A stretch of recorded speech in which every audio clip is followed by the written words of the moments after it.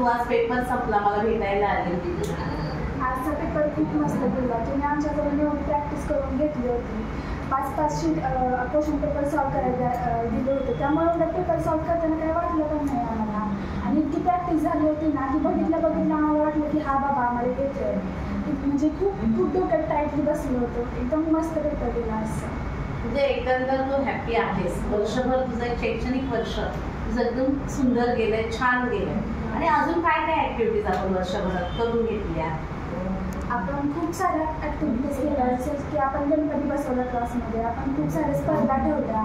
त्यानंतर आपण टेस्ट घेतला. आपल्या आठवड्याभरात आपल्या दर संडेला टेस्ट आपण ठेवायचो. त्यामुळे आपली खूप प्रॅक्टिस झाली. Yes, very good. त्यामुळे आणि आपण बक्षिसं पण देत होतो इंडिपेंडन्स डेला. सगळ्यांनी ज्यांनी भाग घेतला होता त्यांना.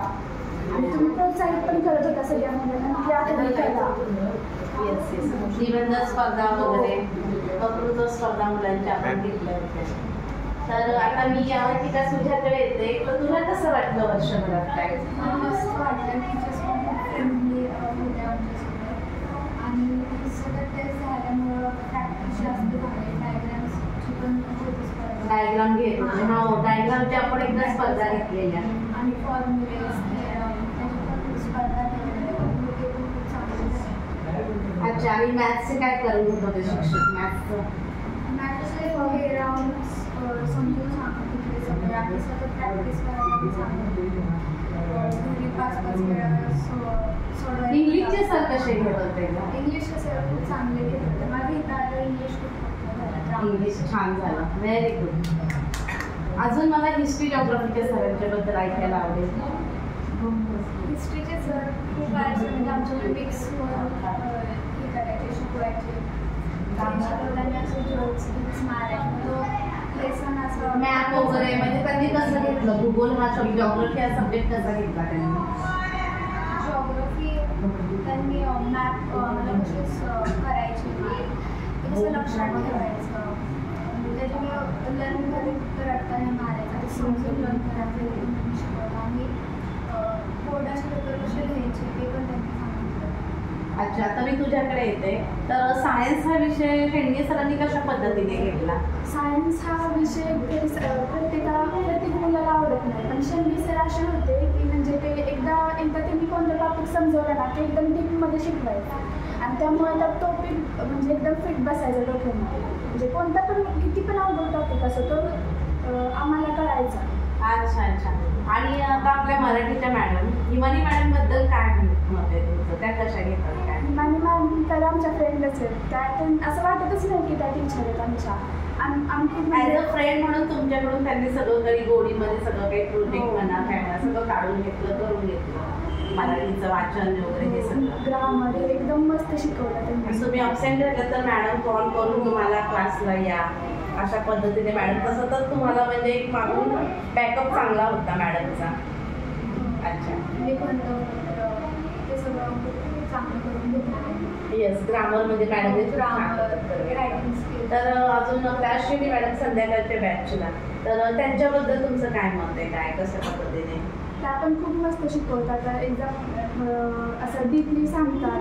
म्हणजे कळतं त्यांनी शिकवलेलं पण एकदम छान. त्या पण म्हणजे एकंदर वर्षभर तुमचं इथे कसं गेलं? एक म्हणजे बघायचं दृष्टिकोन तुमचा क्लासमध्ये येताना तुम्हाला कसं वाटायचं? मी तर खूप एक्सायटेड असायचे. मी कधी क्लासला जाते. कारण की मी ना जेवढे पण क्लासमध्ये गेले ना तेवढ्या क्लासमध्ये मला असं वाटलंच नाही की मी म्हणजे नाही वाटायचं मला नाही जायचं क्लासला. असं वाटायचं दुसऱ्या क्लासमध्ये. पण ह्या क्लासमध्ये नाही. मी अशा आवडीने यायला लागले. हो, मला हे दिसलंय. आज पेपर तुमचं संपून सुद्धा तुम्ही एवढ्या आतुरतेने आज मला भेटायला आलात, क्लासमध्ये सगळ्यांना भेटायला आलात. हीच माझी पोच पावती आहे. कळलं का? म्हणजे तुम्हाला एक हे झालं की नाही आता 4-5 आपल्याला क्लासला गेलं पाहिजे. तुम्ही आलात म्हणजे तुम्हाला एक तुमच्या ह्याच्यावरून वाटतंय की तुम्हाला खूप आनंद मिळालेला आहे वर्षभरात. आणि तुम्ही खूप काही ज्ञान घेतलं सुद्धा आहे. आणि आपल्या ज्ञानातून तुम्ही इतरांना पण तो देण्याचा प्रयत्न केलेला आहे. आणि वर्षभरात तुम्ही मुली अशा होत्या, ही बॅच अशी होती की मला कधीच विसरू शकणार नाही. खूप छान पद्धतीने तुम्ही अभ्यास केला आहे. आणि सगळे पेपरला येत पण होते. या सगळ्या कार्यक्रम पण तुम्ही अटेंड केलेला आहे. इव्हन सँड ऑफ असू द्या शेवटचा, तोही आपण खूप छान अगदी केलेला आहे. ओके. अजून संस्कृत हा सब्जेक्ट तुम्हाला होता? नव्हता. बरं ठीक आहे. अजून म्हणायचं गेलं तर आपले मित्रमैत्रिणींबद्दल तुमचं काय मत आहे? मित्रमैत्रिणी म्हणजे ते खूप फ्रेंडली आहेत. असं वाटतच नाही की ते मित्र आहेत. आपले बहीण भाऊ असतात ना त्या टाईपमध्ये आमचं बॉन्डिंग झालं. मी खरं सांगू का मी जास्त कोणामध्ये असे मिक्स होत नव्हते. मी एकदम गप्पा बरोबर. हो. आणि ह्या क्लासमध्ये आल्यानंतर नाही असं वाटायला लागलं मला. नाही असं म्हणजे वाटतच नव्हतं की हे फ्रेंड्स आहेत की आपल्या कोणती फॅमिली मेंबर्स इतकं आमचं हे झालं बॉन्डिंग झालं आणि सगळे एकमेकांच्या म्हणजे बरं नसेल काय नसेल तर आपण विचारपूस करतो. पुन्हा शिक्षक आपल्याला पुन्हा शिकवत पण होते. तुम्ही आल्यानंतर जर काय तुझा कुठला टॉपिक एखादा मिस झाला तर शिक्षक पुन्हा शिकवत पण होते आपले. म्हणजे सेपरेटली घेऊन यायचे. सेपरेट ॲब्सेंट होती सकाळी आता मी तुला हा टॉपिक शिकवतो. Yes, very good. म्हणजे हे तुला शिक्षक पुन्हा संध्याकाळी शिकवत सुद्धा. खूप छान. मला तुम्ही ज्या विद्यार्थिनी आहेत तुमच्याशी बोलून सुद्धा मला खूप छान वाटलं. कारण की हा काय आपण कार्यक्रम कुठला धरून केला नव्हता. अचानक तुम्ही मला भेटायला आलात आणि मी हे तुमच्याकडून आज जस्ट बोलता मला हे तुमच्याकडून खूप छान असं शिकता आलं. तुमच्याकडून सुद्धा खूप छान बरं वाटलं. धन्यवाद.